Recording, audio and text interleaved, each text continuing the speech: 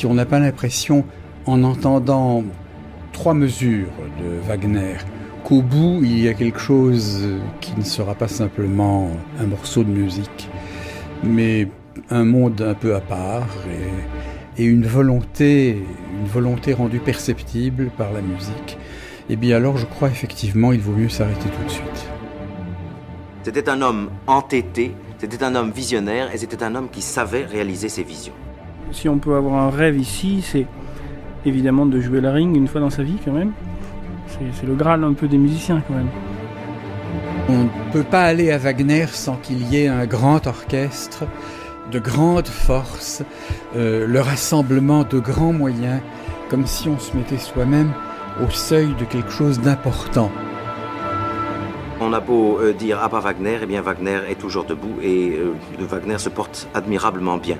Car non seulement il a su créer un monde musical, mais il a su créer un monde d'idées. Et c'est en particulier pour cela que, personnellement, non seulement je lui conserve, mais je lui garde une profonde admiration. Le son wagnérien correspond pour moi, n'est rien d'autre qu'une cumule des petits sons. Moi, je ne suis pas convaincu que Wagner c'est quelque chose d'écrasant, germanique, titanesque, uniquement, bien sûr, et il y a une surdimension en tout. Mais c'est quand même dans la finesse et dans le détail qu'une vraie magie peut se transmettre.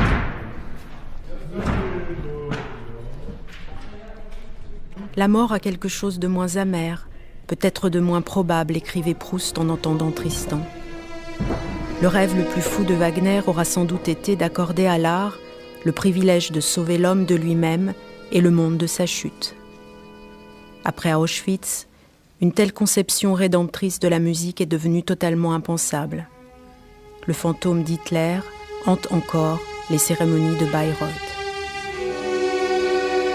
L'œuvre de Wagner demeure cependant une aventure unique, pour ceux qui l'interprètent comme pour ceux qui l'écoutent.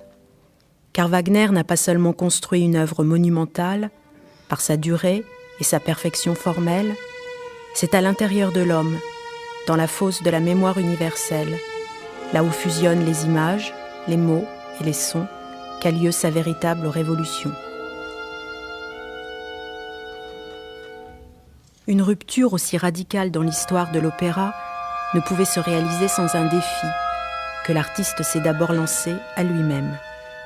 Suivons donc cet éternel fuyard au chapeau noir dans ses errances de Dresde à Bayreuth, en passant par Paris, Zurich et Rouen.